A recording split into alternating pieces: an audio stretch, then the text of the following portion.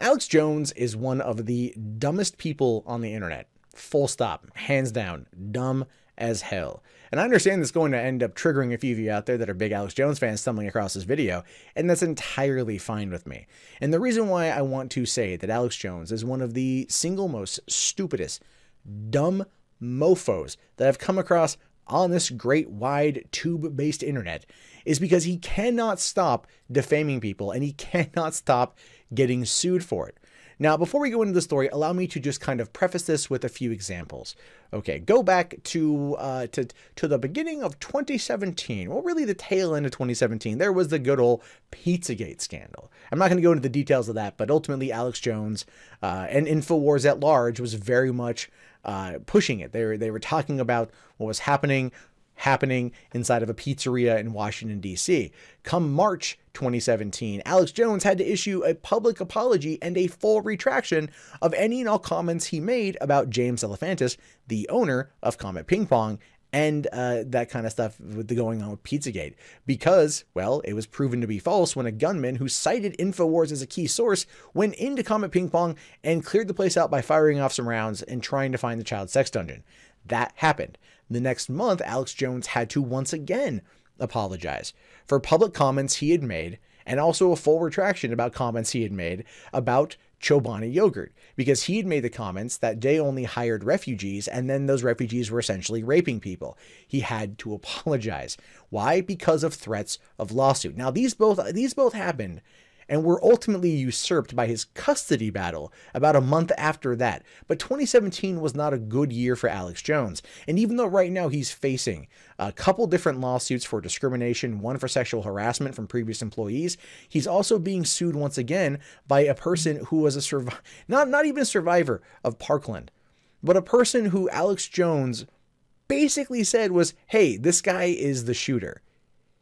The guy is 24 years old and doesn't even live in the state of Florida. But Alex Jones, based upon information gotten from the web, essentially said just that. Now it says here, on February 14th, Alex Jones' InfoWars falsely proclaimed that Marcel Fontaine, a 24-year-old man from Boston, who says he's never been to Florida, was a suspect in the mass shooting at Marjorie Stoneman Douglas High School. InfoWars posted a picture of Fontaine and said he was wearing communist garb, an apparent reference to Fontaine's graphic t-shirt, which featured a drunk Karl Marx wearing a lampshade on his head. Fontaine's suit filed in Texas Monday against Jones and InfoWars asks for more than $1 million in damages for irreparable harm to his reputation. InfoWars reporters Kit Daniels, the Post's author, and Free Speech Systems LLC, InfoWars parent company, are also named in the lawsuit. Fontaine's lawyer told the Huffington Post that they planned to take the case to jury rather than coming to a settlement behind closed doors. Vice News has reached out for comment, but Alex Jones and InfoWars have yet to publicly respond to the lawsuit. The lawsuit cites a pattern of willful dissemination of false information by InfoWars that was established long before the Parkland shooting. Mr. Jones' recklessly opportunistic career is littered with the fallout from his willful pattern of defamation, reads the lawsuit. Mr. Jones garnered significant attention for his slander against the victims of Sandy Hook massacre, claiming he's seen evidence that could lead people to believe that nobody died there. Mr. Jones has also claimed that the 9/11 attacks were an inside job involving the U.S. government. InfoWars, right? The paragons of truth on the web. Buy our soy products. Male vitality, full of soy. Makes your dick hard. Not really.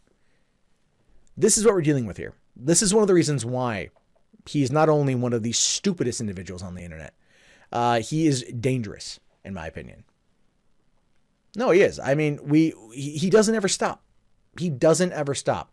What I commend about this particular case is that Marcel Fontaine and his lawyers are not going for a closed-door settlement. They are not going to take the money, let Alex Jones do a public apology that won't get any kind of real airplay anywhere because news outlets around the country are not going to cover it the way that they should, right? Not the way that they covered the fallout from his marriage.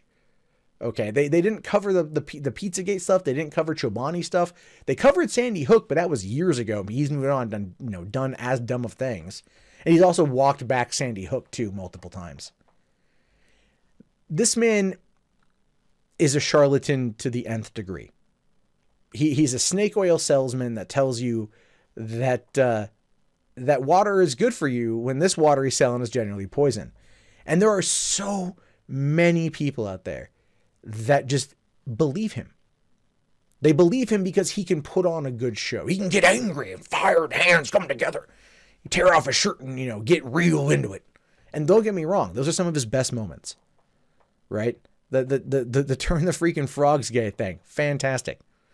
But if you ever want to see true, what I believe, true Alex Jones, unfiltered, uncut, unplugged Alex Jones, go and watch him on the Joe Rogan podcast, where he smokes a little bit of weed and just goes. And it's very interesting. It's very, very, very interesting to watch. But the problem with Alex Jones, the problem with InfoWars, is the cult of personality that allows him to continuously defame, continuously make false statements, continuously tell lies, and to never be called out. That's the craziest thing about this to me. As time goes on, even though Sandy Hook was over 5 years ago, and he made those claims back then, and they have been brought up multiple times, we've seen a pattern here emerging over the course of the past year and a half, and probably before that, but just nowhere near as big as this, where he doesn't have any type of care about what he says. Because he falls back on the First Amendment, and he does have the right to think and say what he wants, absolutely. But 2 times in 2017, he had to apologize publicly for what he said, based upon lawsuits that were brought against him and settled via closed door. Here, we're not getting that. Here, we're going to get a jury. At least I hope we're going to get a jury. I hope the judge pushes for it. Because I think there's no better way to force, and I mean this, to force accountability for one's actions onto Alex Jones more than a jury of his peers in Austin, Texas, by the way, which is where he's located, and he's super conservative, and everyone there is super not. To be judged by a jury of his peers over the things that he has said and the irreputable harm that he has caused, all in the sake of the truth from InfoWars. I want more people to see this and to be aware of the bullshit this man is selling you. And everyone, yes, everyone, including Paul Joseph Watson, in his employ. What you just saw was a shorter clip from a longer show. The Rustled Podcast airs every Sunday through Thursday night at 9:30 p.m. Pacific Standard on rustled.net. Please consider subscribing to the channel as well as 3 Buck Theater and potentially becoming one of our sponsors at patreon.com/MundaneMatt. Thank you and have a great day.